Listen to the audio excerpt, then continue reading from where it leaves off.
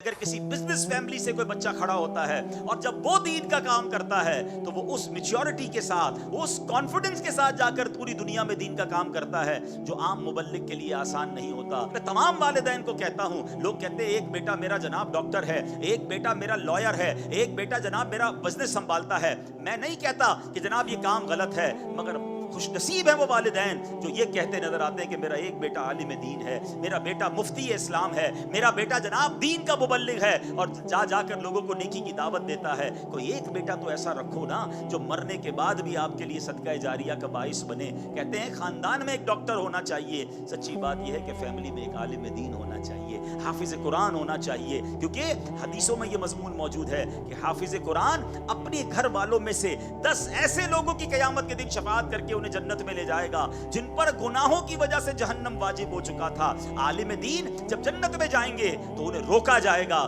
کہ رک جائیے اور لوگوں کی شفاعت کیجیے، انہیں بھی اپنے ساتھ جنت میں لے جائیے۔ تو ان کے ماں باپ کا کیسے وارے نیارے ہوں گے، ان کے بھائی بہنوں کے وارے نیارے کیسے ہوں گے کہ جس کی فیملی میں کوئی عالم باعمل اور دین کا مبلغ ہوگا۔ صرف نوٹ گننے کے لیے اولاد کو آگے بڑھانا ہے، صرف کاروبار کو چمکانے کے لیے ہم نے سارے بچوں کو لگانا ہے؟ نہیں، یہ انویسٹمنٹ کیجیے۔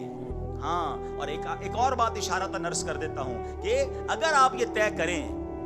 کہ آپ کے بیٹوں میں سے کوئی ایک بیٹا آپ دین کے لیے وقف کریں تو اس کو اتنا ہی سپورٹ کریں جتنا کاروبار کرنے والے کو بھی سپورٹ کریں۔ ورنہ کرتے کیا ہیں، کسی بچے کو اگر عالم بنا دیا، اب بعد میں ساری زندگی وہ بیٹا شرمندہ رہتا ہے، کاش میں بھی کاروبار کرتا، سارے بھائی آگے نکل گئے، میں پیچھے رہ گیا۔ اپنی مثال دینی نہیں چاہیے، مگر شاید کسی والدین کو کام آ جائے تو میں اپنی مثال آپ کو اس لیے دے دیتا ہوں کہ الحمدللہ میں اپنے ماں باپ کا سب سے بڑا بیٹا ہوں، ٹھیک ہے؟ اور میرے والد صاحب نے شروع ہی میں دعوت اسلامی جب بنی تھی تو مجھے دعوت اسلامی کے لیے، دین کے لیے وقف کیا، لیکن انہوں نے ایک اور کمال یہ کیا کہ مجھے اپنی کمپنی میں پارٹنر بھی رکھا۔ میرا ایک اور بھائی کاروبار کرتا ہے، انہوں نے یہ پہلے سے پلان کیا کہ جتنا اس بھائی کو